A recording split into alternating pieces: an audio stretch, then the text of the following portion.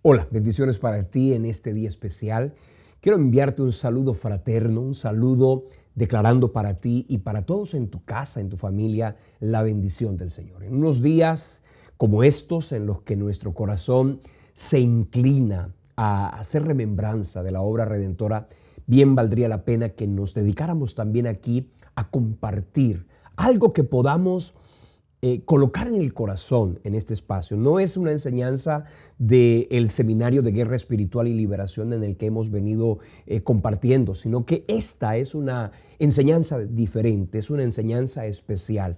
Y quiero en este momento invitarte para que atesores lo que en esta oportunidad el Espíritu Santo tiene para ti y para mí en este tiempo de edificación y de bendición. En esta semana, que para muchos es llamada la Semana Santa, la Semana Mayor, la Semana de la Reflexión. Algunos la toman como una semana de vacaciones, otros sencillamente la toman como una semana normal. Aquí en los Estados Unidos, esta es una semana absolutamente normal. La cotidianidad de esta nación no se detiene para estos días. Simplemente el próximo domingo, cuando se celebre el Día de Resurrección, las iglesias se van a llenar más de lo usual, pero es importante que cada uno de nosotros pueda colocar en el corazón el pensamiento de Dios. Y si se trata de hacer remembranza, pero sobre todo hacer vivo el sacrificio de Cristo para cada uno de nosotros, una obra que fue perfecta, una obra que fue completa, que no hay que repetir, que no hay que añadirle nada, que no hay que, digamos, volver a padecer. Algunas personas en nuestros países latinoamericanos toman estos días como días de autoflagelación, digamos, algunos incluso se flagelan entendiendo o pensando que de esa manera pueden hacer vivo el sacrificio de Cristo en sus vidas. Y lo más importante no es repetir lo que Cristo hizo, ni siquiera vivirlo nosotros con la misma intensidad. No, simplemente lo que tenemos es decir, que hacer, es decir, Señor, en nuestro corazón, en nuestra vida, queremos que tú reines y que ese sacrificio que significó la redención de la humanidad, la oportunidad para que todo aquel que en ti creyera fuera salvo, pues yo quiero que sea una realidad en mi vida, en mi casa y en mi familia. Así que te doy la bienvenida y le pido al Señor que te bendiga y le pido a Dios que si deseas compartas esta enseñanza con otras personas. De seguro así también Dios les va a hablar. Quiero colocarle a esta enseñanza el título: Enfrentando mi Getsemaní. Y básicamente lo que voy a compartir hoy es cómo enfrentar el Getsemaní. Todos sabemos, por supuesto, lo que es Getsemaní. Es ese momento en la vida de Jesús en que tuvo que enfrentarse al fragor de su propia voluntad versus la voluntad del Padre. Y quiero citar un pasaje que yo sé que ustedes han escuchado una y otra vez, pero que en esta oportunidad quiero que lo podamos meditar. Dice el texto de Mateo, capítulo 26, versículo 36, así: Entonces llegó Jesús con ellos a un lugar que se llamaba Getsemaní y dijo a sus discípulos: Sentaos aquí entre tanto que voy allí y oro. Y tomando a Pedro y a los hijos de Zebedeo, comenzó a entristecerse y a angustiarse en gran manera. Entonces Jesús les dijo: Mi alma está muy triste hasta la muerte. Quedaos aquí y velad conmigo. Y yendo un poco adelante, se postró sobre su rostro, orando y diciendo: Padre mío, si es posible, pasa de mí esta copa, pero no sea como yo quiero, sino como tú. Y sigue la Biblia hablando de lo que significó ese momento. Un momento en el que Jesús se enfrentó a una gran ansiedad. Dice el texto: mi alma está angustiada. Yo sé que ustedes han vivido momentos de angustia, de dificultad, de crisis, de problemas, pero no al punto en el que Jesús se tuvo que enfrentar a lo que la Biblia llama un momento de gran ansiedad, tanto que dice la Biblia que su sudor era como gruesas gotas de sangre. Así que quiero en este momento invitarte para que tú también pienses en lo que significó ese sacrificio y podamos entender a través de la palabra cómo nosotros podemos enfrentar nuestros propios momentos de aflicción y de ansiedad. Dios te ama. Eso es una verdad que tú tienes que tener clara. Y ese amor Por supuesto que te va a rescatar de muchas dificultades. Algunas de ellas son las situaciones en las que tú mismo o yo mismo nos hemos metido por falta de sensibilidad a la voz divina, por falta de prudencia, por falta de, digamos, de experiencia. Pero en otros casos puede ser el resultado del ataque de las personas o del sistema en el que nos encontramos. Cualquiera que sea la razón por la cual enfrentamos una dificultad, es importante que entendamos varias cosas. Dios a veces nos va a permitir pasar por esos momentos. No nos va a introducir deliberadamente a esos momentos. Dios nos va a permitir vivir esos momentos para enseñarnos a depender absolutamente de Él. Y además de eso, que nosotros podamos entender que Él nos va a ayudar. Él nos va a sostener y nos va a fortalecer para que podamos con su ayuda levantarnos y testificar. Al final todo terminará siendo un testimonio, porque no te vas a quedar en ese momento de dolor, no terminarás viviendo de forma interminable una crisis. No, todo va a pasar, el dolor va a cesar, la victoria va a llegar, pero lo importante es lo que sucede contigo en medio del proceso y desde luego lo que sucede contigo después del proceso. Leyendo la palabra y precisamente haciendo una reflexión frente a todo lo que significaron los últimos momentos en que Jesús se enfrentaba a ese cumplimiento profético, porque Él no nació para vivir, Él nació para morir. Su llamado estaba claro, tanto que leemos en Juan capítulo 12, versículo 23, que Jesús dijo en un momento coyuntural, cuando ya entró a Jerusalén, Él expresó unas palabras que yo quiero citar. Dice el texto de Juan capítulo 12, versículo 23. Jesús les respondió diciendo: ha llegado la hora en que el Hijo del Hombre sea glorificado. Me gusta esa frase, ha llegado la hora, porque lo que antes habían sido profecías, lo que antes habían sido anuncios, ahora se terminarían convirtiendo en una realidad. Y esto me dice algo que yo quiero que tú también guardes en el corazón. Puede que muchos sueños en tu alma estén allí almacenados, muchas expectativas, muchos deseos, muchos proyectos que de alguna manera los ves en el horizonte como algo supremamente lejano, pero como en el caso de Jesús, a ti también te llegará la hora, el milagro va a estar contigo, la bendición va a estar contigo, el cumplimiento profético de lo que Dios ha determinado para ti se va a cumplir de una manera perfecta, porque Dios todo lo ha organizado, y en tu caso y en mi caso Dios lo ha hecho de tal manera que cuando pasen los días vamos a darnos cuenta que Él siempre estuvo allí. Jesús dijo: ha llegado la hora, y para ti también llegará la hora en que te vas a casar, llegará la hora en que vas a tener tu bebé, llegará la hora en que vas a poder terminar la universidad, llegará la hora en que vas a poder abrir tu propio negocio, llegará la hora, porque Dios lo ha dicho y Dios lo hará. Dice la Biblia que Dios es el que pone el querer como el hacer por su buena voluntad. Ahora, quiero también entender algunas palabras que yo encuentro en Mateo 16, cuando Jesús anunciaba lo que sería su último tramo en la tierra, después de haber enseñado tantos y maravillosos mensajes, después de haber hecho tantísimos milagros, después de haber manifestado tantas expresiones de gloria y de poder. Él sabía que Él no podía quedarse en ese momento histórico. Él tenía que trascender y sobre todo Él tenía que cumplir su llamado. Y en Mateo capítulo 16, en el versículo 21 dice la Biblia de la siguiente manera: desde entonces comenzó Jesús a declarar a sus discípulos que le era necesario ir a Jerusalén y padecer mucho de los ancianos y de los principales sacerdotes y de los escribas, ser muerto y resucitar al tercer día. Cuando Pedro escuchó aquello, dice el texto, que tomándolo aparte comenzó a reconvenirle diciendo: Señor, ten compasión de ti, en ninguna manera esto te acontezca.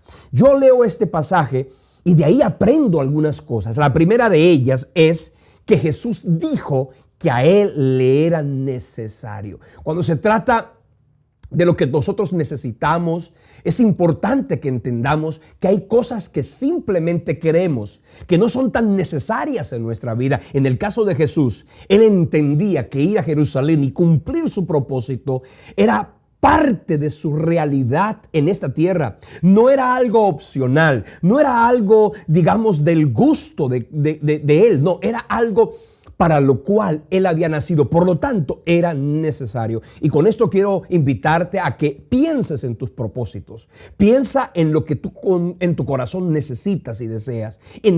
Es muy importante que en ese proceso tú le puedas decir a tu alma qué es exactamente lo necesario en mi vida. Y aquellas cosas que no son necesarias, aquellas cosas que son periféricas, que son superficiales, aquellas cosas que a veces llegan a la vida simplemente para distraerte, simplemente para desviarte del propósito, tú las puedas colocar a un lado. Porque si tú no tienes claro lo que te es necesario, vas a vivir deambulando en la vida, emprendiendo un proyecto, emprendiendo el otro, comenzando una empresa, comenzando un negocio, comenzando una relación, comenzando otra, simplemente porque no has entendido qué es exactamente lo necesario para que se cumpla en tu vida lo que Dios ha determinado. Jesús dijo, me es necesario. Y esto es importante. Otra cosa que yo leo aquí es que en el caso de Pedro se quedó mirando lo circunstancial. Jesús había dicho que le era necesario ir a Jerusalén, que le era necesario padecer,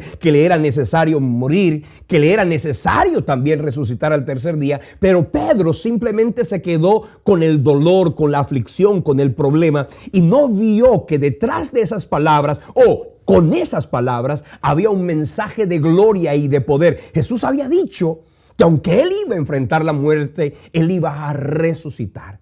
Y es que a veces nos pasa eso. Nos pasa lo de Pedro, que nos quedamos en el problema, que nos quedamos en la dificultad, que nos quedamos en la enfermedad, que nos quedamos en la crisis y nos llenamos de temor, de dolor, de incertidumbre y no nos damos cuenta que así como viene la adversidad, también vendrá la victoria. Dice la Biblia que no dejará Jehová para siempre caído el justo. Hay una promesa de bendición que Dios te da en este momento. No sé cuál sea lo que en este momento tú estés padeciendo o viviendo o sufriendo, pero si en el caso tuyo, como en el caso de Jesús, tendrías que vivir un proceso de adversidad, ten presente que el Señor ha prometido que te va a levantar, que te ha sostenido y que te seguirá sosteniendo y que te va a sacar en victoria. Sí, vas a padecer, sí estás padeciendo, pero Jesús sabía que con esa promesa había una esperanza de resurrección. Por eso te digo, no te quedes mirando solo el problema.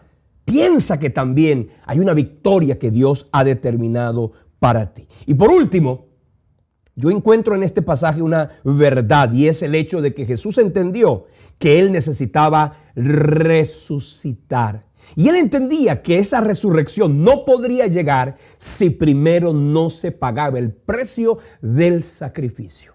Escucha bien esto que es importante. Si tú no pagas el precio, si tú no tienes en cuenta que la victoria es antecedida del sacrificio, del esfuerzo, de la dedicación, simplemente te vas a llenar de frustración y vas a sentir en tu alma que lo que vives es en vano, que lo que vives no lo deberías vivir y simplemente eludes el problema, eludes el sacrificio, eludes el precio.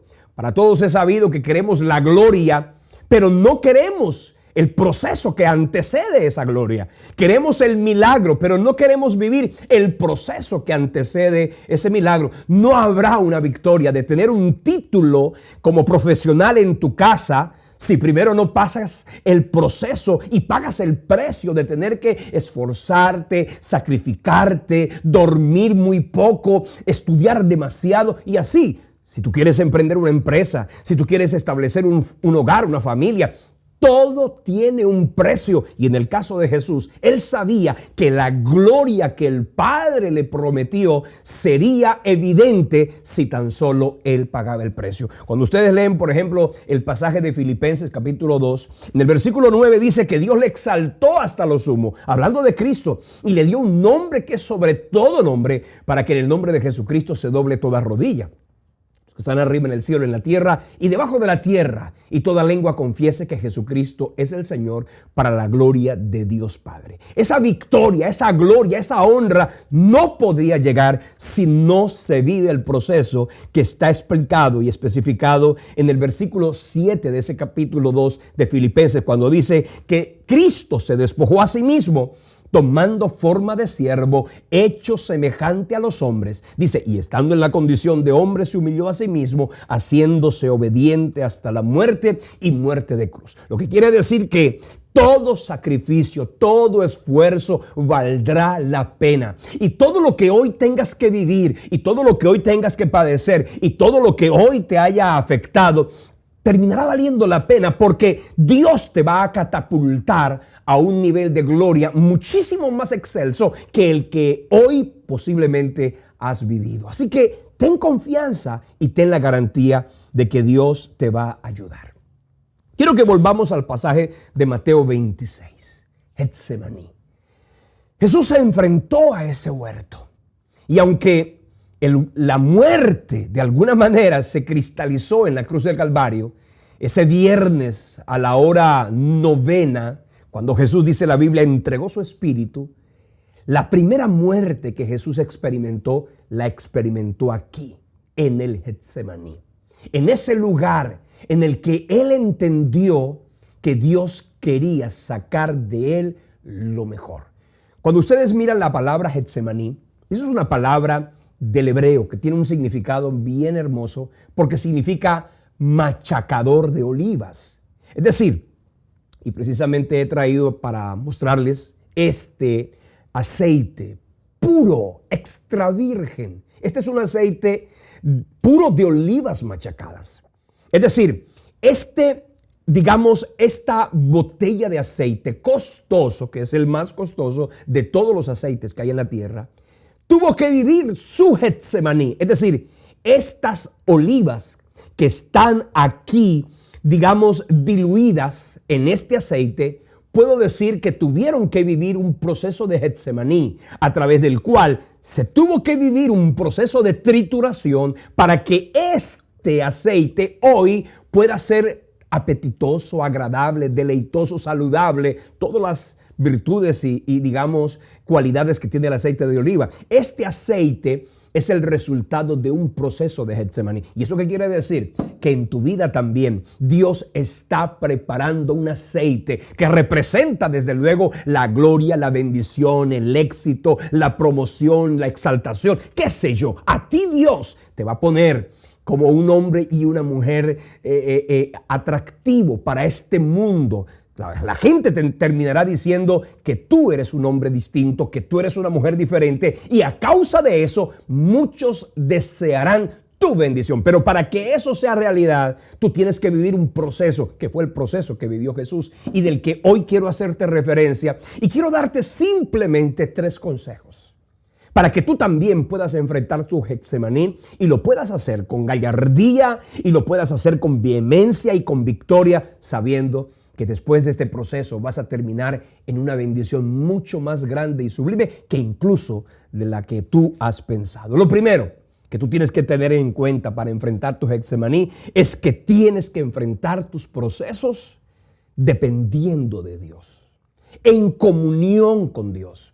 Cuando ustedes leen el pasaje se dan cuenta que Jesús tenía una ansiedad bastante notoria, iba y venía. En 2 ocasiones fue y vino donde sus amigos, los discípulos, los que él designó y seleccionó para que lo acompañaran en ese momento. Y dice la Escritura que él les dijo: mi alma está angustiada, pero quédense aquí mientras que yo voy allí y oro. Mira, aquí está la clave de una vida de victoria en medio de un proceso de Getsemaní. Es ir a la presencia de Dios. Él sabía que si él no dependía de Dios en medio del problema, en medio del proceso, él no iba a soportar. Y si tú no vives también dependiendo de Dios, confiando en Dios, descansando en Dios, seguramente no vas a soportar. Te vas a llenar de una ansiedad, te vas a desesperar, te vas a angustiar, vas a recurrir a que el mundo te ayude, cuando en realidad el único que te va a poder fortalecer, bendecir y levantar es Dios.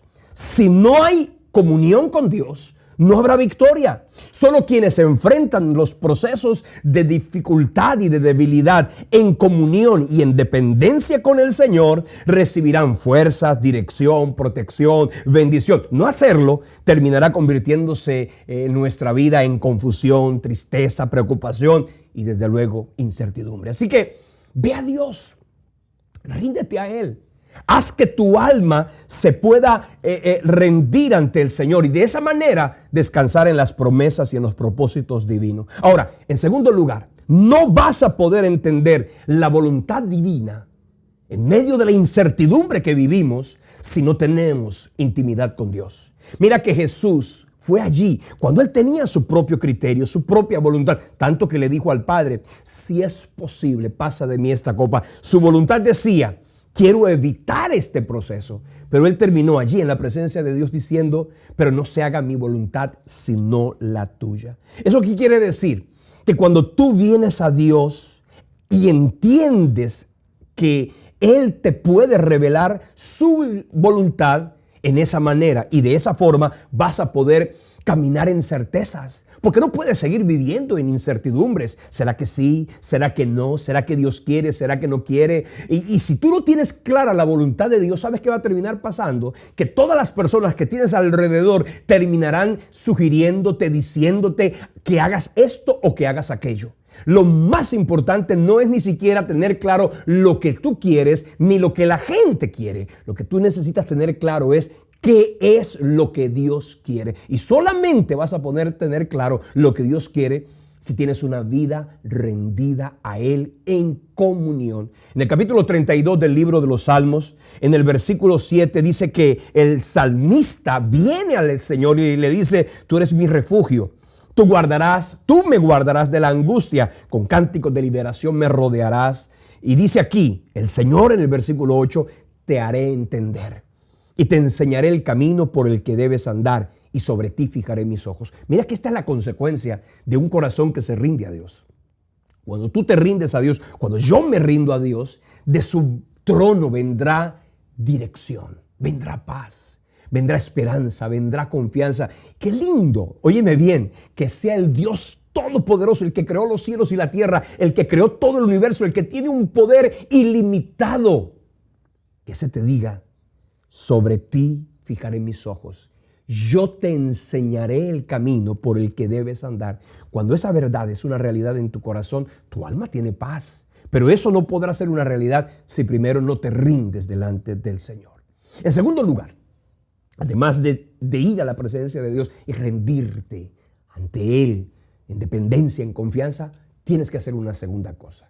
Y es rendirle tu voluntad a Dios. Ya todos sabemos que Jesús ahí en el Getsemaní, en ese momento de dolor, dijo en dos ocasiones distintas, no sea como yo quiero, sino como tú. Dijo además en el versículo 42 de Mateo 26, Padre mío, si no puede pasar de mí esta copa sin que yo la beba, hágase tu voluntad.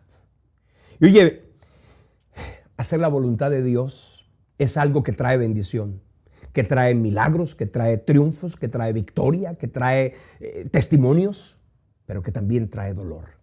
El dolor, aquel dolor que le dice a nuestra alma que no se va a hacer lo que queremos cuando históricamente y desde niños no hemos hecho otra cosa sino pretender hacer nuestra voluntad. Y óyeme bien, darle a Dios muchas cosas nos van a doler. Por ejemplo, darle a Dios nuestro tiempo, nuestros recursos, nuestros sueños, nuestros planes. Todo eso nos va a doler. Pero si hay algo que nos va a doler, ¿sabes qué es? Es entregarle a Él nuestra voluntad. Y aquí está, en el Getsemaní, en ese lugar donde se machacaron aquellas olivas, esas aceitunas fueron machacadas. En ese lugar Jesús hizo algo glorioso y fue que entregó su voluntad. Porque solo, escucha bien y tenlo presente, solo cuando yo entrego mi voluntad a Dios, recibiré de Dios su voluntad. Y su voluntad está cargada de bendiciones, de milagro, de respaldo, de protección, de provisión, de bendición completa. Así que qué bueno sería que nosotros no viniéramos a Dios a decirle, Señor, esto es lo que yo quiero que tú hagas, sino que vengamos a Él a decirle, Señor, ¿qué es lo que tú quieres que yo haga? Este es mi deseo. Hoy se está viviendo y se está enseñando un evangelio completamente contrario al evangelio bíblico, porque hoy en día se hace alusión a que es Dios quien tiene que hacer lo que a mí se me dé la gana, cuando en realidad el evangelio es hacer lo que Dios quiera. La oración no es para que Dios haga lo que yo quiero. La oración es para que yo entienda y haga también lo que Dios quiere. Te va a doler, por supuesto que te va a doler no hacer lo que tú quieres para hacer lo que Dios quiere. Te va a doler cuando entiendes que la decisión de hacer la voluntad de Dios no es un sentimiento, es una elección. Tienes que elegir hacer la voluntad de Dios y no tan solo esperar sentirlo, porque obedecer a Dios no es algo que se siente, es algo que se decide y por eso causa dolor al corazón. Te va a doler. Y en el Getsemaní se tiene que entregar la voluntad, porque en el caso de Jesús, sus tres grandes amigos, sus tres grandes discípulos, Pedro, Jacobo y Juan, los íntimos, los que estuvieron con él en momentos coyunturales, esos, dice la Biblia, que no pudieron acompañar a Jesús en su momento de gran ansiedad, más dice la Biblia que ellos se quedaron durmiendo y no pudieron orar y no pudieron velar. ¿Y esto qué quiere decir? Que vamos a tener que enfrentar momentos de dolor donde los que tenemos alrededor nos van a herir, nos van a abandonar, nos van a traicionar, nos van a atacar, nos van a usar. Escucha bien, los seres humanos están especializados en, así como usamos las cosas y cuando ya no nos sirven, las botamos, hacemos con las personas. Y algunos de ellos te van a usar, la gente te va a usar, pero es importante que tú crezcas, es importante que tú madures y que entiendas que no vas a necesitar la ayuda de los hombres, que no vas a necesitar el acompañamiento y el apoyo de las personas, cuando lo que tú necesitas en realidad es vivir el Getsemaní como un tiempo solitario, donde aunque te duela la ausencia de las personas, aunque te duela la carencia de la compañía humana, de los amigos, de los familiares, en quien de pronto invertiste tiempo, recursos, dinero, lo importante, ¿sabes qué es?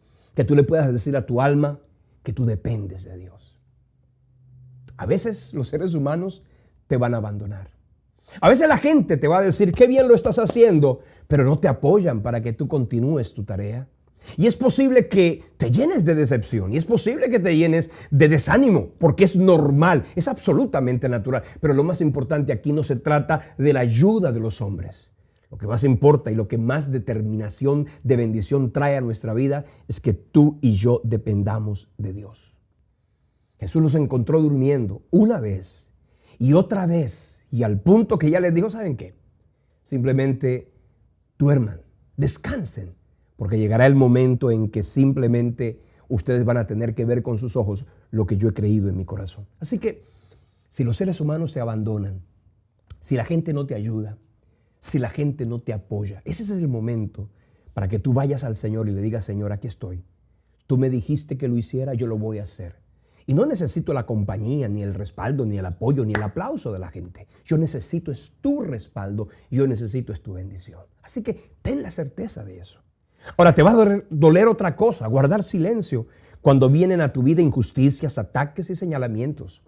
En el caso de Jesús, más adelante encontramos que Jesucristo tuvo que vivir momentos en los que el silencio fue su mejor arma. En el capítulo 53 del libro de Isaías, en el versículo 7, dice que Jesús, angustiado y afligido, no abrió su boca. Como cordero fue llevado al matadero y como oveja delante de sus trasquiladores enmudeció y no abrió su boca. En Mateo 27, versículo 11, dice así lo mismo. Jesús pues estaba en pie delante del gobernador Poncio Pilatos y éste le preguntó, diciendo, ¿eres tú el rey de los judíos? Y el Señor Jesús le dijo, ¿tú lo dices? Y siendo acusado por los principales sacerdotes y por los ancianos, nada respondió. Y Pilato entonces dijo, ¿no oyes cuántas cosas testifican contra ti? Pero Jesús no les respondió ni una sola palabra, de tal manera que el gobernador se maravillaba mucho. Guardar silencio cuando estamos especializados en defendernos, en argumentarnos, en reprocharle a los demás los errores y las equivocaciones que han tomado. ¿Sabes? Guardar silencio es una manera de entregar la voluntad a Dios. entregar nuestra confianza a Dios. Sabes que te has especializado en defenderte, en argumentarte. En el caso de Jesús, Él guardó silencio. Eso es una forma de entregar la voluntad. Eso es una manera de simplemente decirle, Señor, yo no voy a hablar para que la gente me tenga lástima. Yo no voy a pedir la ayuda de los hombres para que simplemente los hombres digan, yo lo ayudé en un momento de necesidad. No, aquí se trata simplemente de decirle, Señor, yo voy a guardar silencio, porque yo voy a descansar en tus promesas, porque yo voy a depender solo de ti.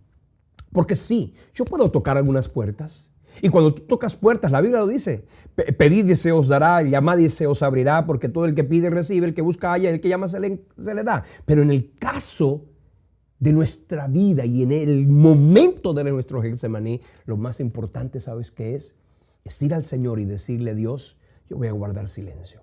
No voy a pedir nada, no voy a decir nada, no me voy a defender, no me voy a argumentar. Han calumniado, han levantado falso testimonio, me han usado, han cogido mis proyectos y los han presentado como si fueran de ellos.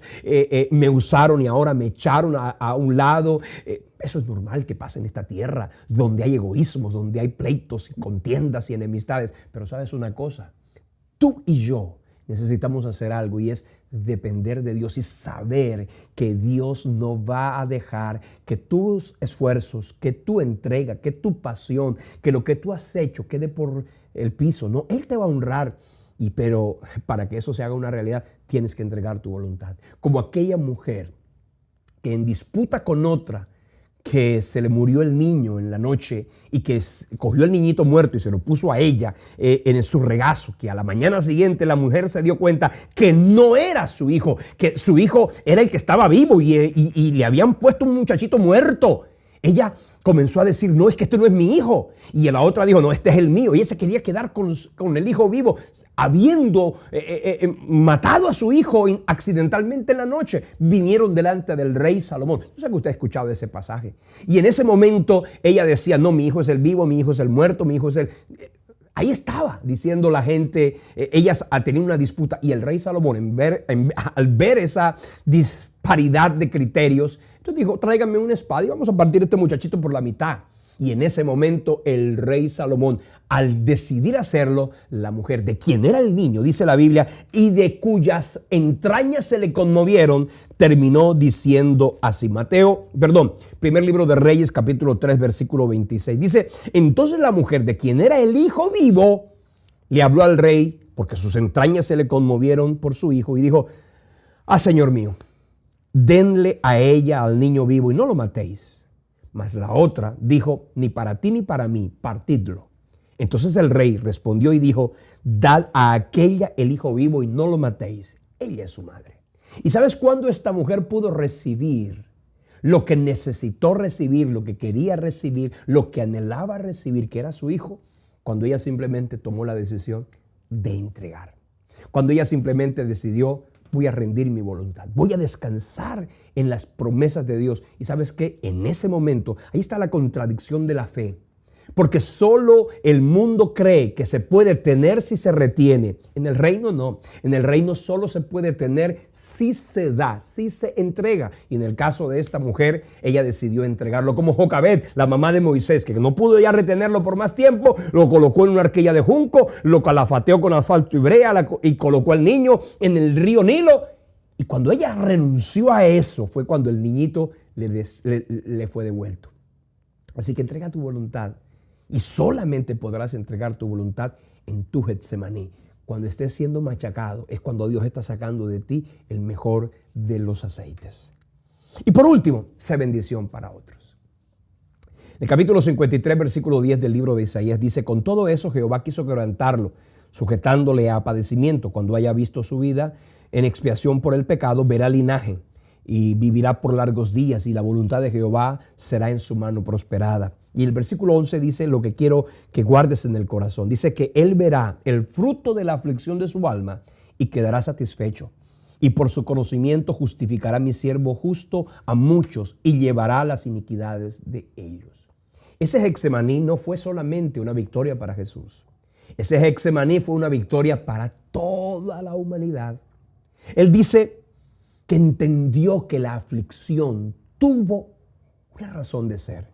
Yo leo aquí, dice, vio el fruto de su aflicción y quedará satisfecho. En el caso de Jesús, cuando Él vio lo que vivió, cuando Él vio el significado de aquella muerte, de aquella obra redentora, Él quedó satisfecho porque supo y entendió que lo que Él había vivido, lo había vivido para glorificar a Dios, para recibir la honra, pero sobre todo para hacer bendición a otros. Y esto quiere decir algo, y es, no se trata de vivir los procesos de dolor, de aflicción o de necesidad, simplemente con el anhelo de que llegue el día en que te vengues de la gente porque te hizo daño, porque te abandonó, porque te ridiculizó, porque te sacó a un lado.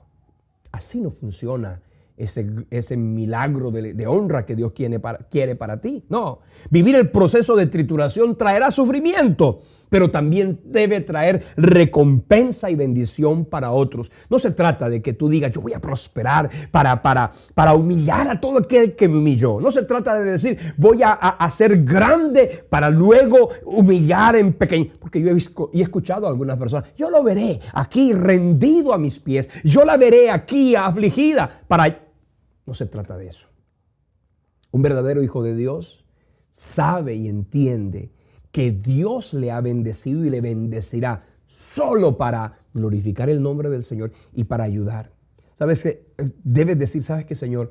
Se levantaron en mi contra, hablaron mal de mí, me minimizaron, me atacaron al final, pero ¿sabes qué, Dios? Dame la oportunidad, primero, de sanar el corazón. Pero también dame la oportunidad, Señor, de yo un día decirles a ellos que eso que ellos pretendieron hacer en mi contra, Dios lo terminó convirtiendo en bendición, como en el caso de José. Y traerles un testimonio de bendición para que ellos sepan que cuando Dios es el que exalta, nadie puede humillar. Que cuando es Dios el que honra, nadie puede minimizar. Que no sea en vano todo lo que has vivido. Que no sea en vano el dolor, que no sea en vano el sufrimiento. Qué triste. Yo he visto personas que han vivido momentos de enfermedad, de aflicción, de crisis matrimoniales. Y en esos días en los que están viviendo el fragor del dolor, son humildes, son sensibles, son sencillos, son apacibles. Pero cuando ya pasa el tiempo, nuevamente se empoderan, se pavonean, se llenan de soberbia, de jactancia. ¿Sabes qué significa eso? Que no valió la pena. Que ese esfuerzo, que ese dolor fue en vano. Que vendrá otro día en que tendrán que de nuevo ser triturados porque no aprendieron. Que todo lo que has vivido produzca gloria a Dios, que signifique ganancia tanto para ti como para la gente que tienes en tu entorno. Cuando ustedes leen Juan 12:24 dice, de cierto os digo que si el grano de trigo no cae en tierra y muere, no puede dar fruto. Pero si muere y queda solo, dice, puede llevar fruto. Es decir, que tu bendición, que tu sacrificio, que tu Getsemaní produzca fruto y produzca fruto en la vida de otras personas. Quiero terminar diciéndote esto. Si estás siendo machacado en la prensa del dolor, ten la certeza de que Dios te sacará de allí. Pero también ten la certeza de que Dios sacará en ese tiempo lo mejor de ti. Este proceso de Getsemaní terminará trayendo para ti una gran recompensa. Entrega tu voluntad. Jesús entregó en el Getsemaní su voluntad cuando Él dijo, que no se haga mi voluntad sino la tuya. En la cruz del Calvario entregó su espíritu cuando dijo, Padre, en tus manos encomiendo mi espíritu. Y por eso dice la Biblia que Dios lo exaltó hasta lo sumo y le dio un nombre que es sobre todo nombre. De modo que así quiero que en este momento terminemos este mensaje. Esto es una enseñanza. En otra oportunidad volveremos con nuestro seminario de guerra espiritual y liberación. En estos días no habíamos tenido transmisiones, no habíamos tenido ningún tipo de publicación. En mi corazón tuve unos días en los que yo me quise esconder en los brazos del Señor. Hubo unos días en los que yo le quise decir, Señor, el ministerio Semilla de Vida no puede depender de mí, no puede depender ni siquiera de la gente que nos ve, ni de la gente que nos apoya, porque algunos lo han hecho, otros simplemente no nos ven o no nos apoyan. Señor, que este ministerio sea el resultado de tu bendición. Si tú quisiste que este ministerio se llevara a cabo, pues tú te vas a encargar de honrar tu nombre y de respaldar tu palabra. Y fueron días en los que simplemente yo necesité también un aliento de vida. Yo necesité de Dios un aliento del cielo. Y aunque en algunos momentos yo también quise renunciar, quise poner a un lado esta tarea del Ministerio Semilla de Vida, Dios le habló a mi corazón y me dijo, no fueron las personas que te puedan apoyar o que no te puedan apoyar las que te llamaron. Fui yo quien te llamó. Y fue ahí, en ese Getsemaní, donde el Señor me dijo, yo te voy a ayudar, yo te voy a respaldar, yo te voy a acompañar. Y por Él, y por las personas que testifican y reciben el milagro de esta palabra y la comparten con otras, por ellos, yo voy a continuar esta tarea hasta cuando el Señor quiera, no hasta que mi alma decida renunciar, no, hasta cuando Dios quiera. Porque si Dios quiere, Él siempre nos tendrá con su fuerza y su capacidad. Quiero que oren por el Ministerio Semilla de Vida. Desde luego, oren por mí, oren por el equipo de trabajo, oren por los recursos y las finanzas de este ministerio, porque de verdad que las necesitamos, las fuerzas, el ánimo, la dirección, la sabiduría, preparar. El mensaje que Dios trae a ustedes no puede ser el resultado de simplemente, vamos a decir algo, no, tiene que ser el resultado de lo que Dios quiere que digamos. Por eso, aquí estamos. Compartimos este mensaje en esta ocasión porque Dios quiere que lo hagamos. Y así sucederá cada vez que coloquemos en nuestras plataformas digitales de YouTube, de Facebook o de Instagram un mensaje del Ministerio Semilla de Vida. Si este ministerio te ha bendecido, ora por él. Si este ministerio ha sido de, ánimo para ti en algún momento, pues también te invito a que siembres. Si tu corazón es un corazón generoso, lo vas a entender. Y de esa manera vas a continuar junto con nosotros haciendo la tarea de sembrar la semilla de vida. Quiero que terminemos orando. Padre, Señor y Dios que estás en el cielo, te pido que en esta ocasión a cada una de las personas que nos has citado en esta transmisión, en cualquier momento en que la podamos ver, Señor, que tú nos digas, nos animes, Señor, a continuar la tarea, sabiendo, Padre Santo, que aunque nuestro corazón y nuestra alma pueden desmayar, desfallecer, pretender volver atrás, tu ánimo, como cuando tú ayudaste a Jesús, dice la Biblia que vino un ángel del cielo a fortalecerle. Pues Señor, que podamos sentir hoy tu fortaleza, que podamos sentir hoy tu respaldo. Y aquel que hoy está en necesidad, que está viviendo su Getsemaní, yo te quiero pedir que le des nuevas fuerzas, que le des dirección, que le des provisión, que le des tu respaldo. Sobre todo te pido, Dios, que estos tres temas que hemos compartido sean una realidad. Estos tres secretos para enfrentar el Getsemaní sean una realidad. Que podamos entregar nuestra voluntad, que podamos rendirnos a ti en oración y sobre todo que podamos entender que debemos ser bendición para otros. Recibe toda gloria en el nombre de Jesucristo. Amén y amén. Nos vemos entonces en una próxima oportunidad. Te vamos a dejar los datos de este ministerio para que si quieres nos visites en nuestro sitio web y si deseas sembrar en el Ministerio Semilla de Vida, lo puedas hacer. En cualquier parte en el que te encuentres, hay una oportunidad para hacerlo, ya sea en Colombia, ya sea aquí en los Estados Unidos o de cualquier manera. Este ministerio está esperando tu bendición a través de un like, de compartir, de mandar esta palabra a otras personas que de seguro también van a ser edificadas. Nos vemos entonces en una próxima oportunidad. Bendiciones y hasta entonces.